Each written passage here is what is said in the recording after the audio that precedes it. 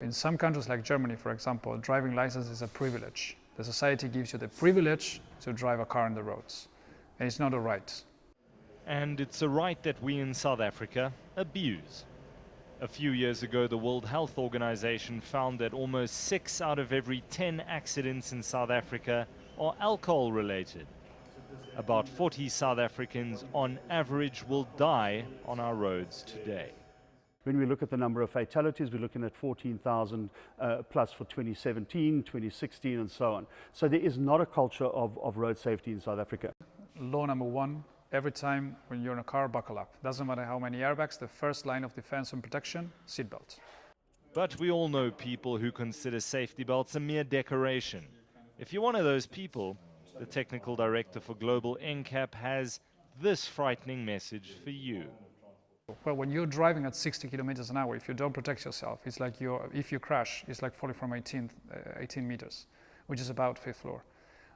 Global NCAP and the Automobile Association have partnered to bring the country the latest results from the second round of the hashtag Safer Cars for Africa project.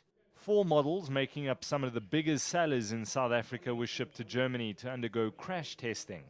It's an incredibly meticulous process.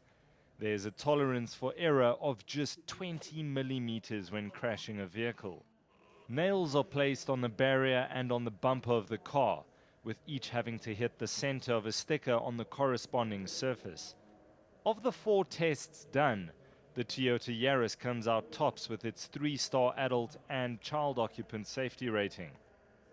The Hyundai i20 also scores 3 stars for adult occupants, while scoring 2 stars for child passengers in the back. To the Kia Picanto.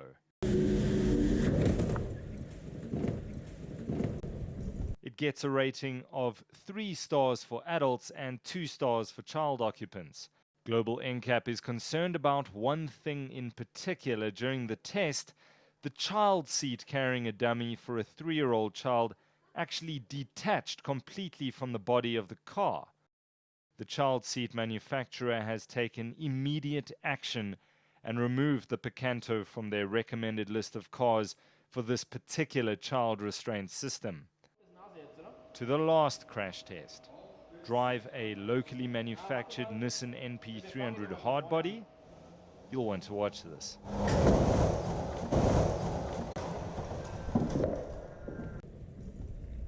It clearly does not go well and receives a 0-star rating.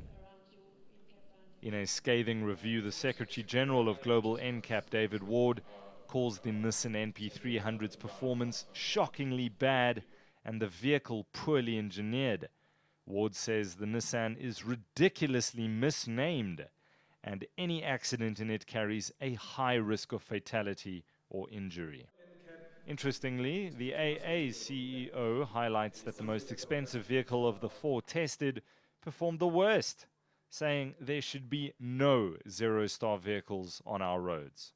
We noticed that the structural performance of one of the cars we tested, and we compared it to the exact model for Europe, they didn't perform, structurally speaking, in the same way.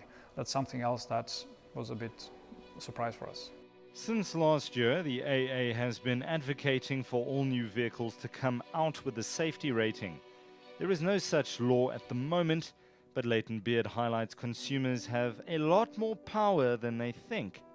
There needs to be some sort of a move where the safety rating of a vehicle is displayed at the point of sale and it becomes a requirement in law. So we want to move more and more to that situation. We've seen in other markets in Latin America and in India, there is this consumer pressure that is beginning to build, and it is happening in some of these markets. We would like to see that happening in South Africa as well. Consumers can act immediately and shift the markets. And when we think about individual consumers like ourselves, we think that we're not that powerful.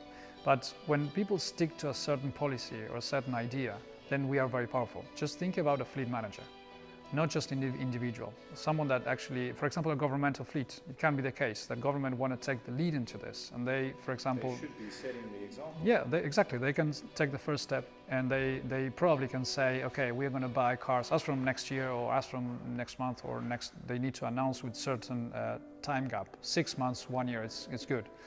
And just say, we're not going to buy cars which are less than, for example, 4 or 5 stars. Were there some things that you've noticed worry you about the vehicles that are being sold in the South African market? Yes, the first point before testing is that when we want to buy the basic equipment, so the cheapest version of that model, they don't have the same safety features, basic safety features as, for example, the same model for Europe. That's point one, and it's quite shocking. For example, one of the cars we tested in Europe has 6 airbags and electronic stability control, standard. Doesn't matter which version you want to get. And when we went to South Africa and get that car, we found it with 2 airbags and ABS. It's clear that the cars sold and in some cases manufactured locally meet a much lower minimum safety standard than vehicles in other markets.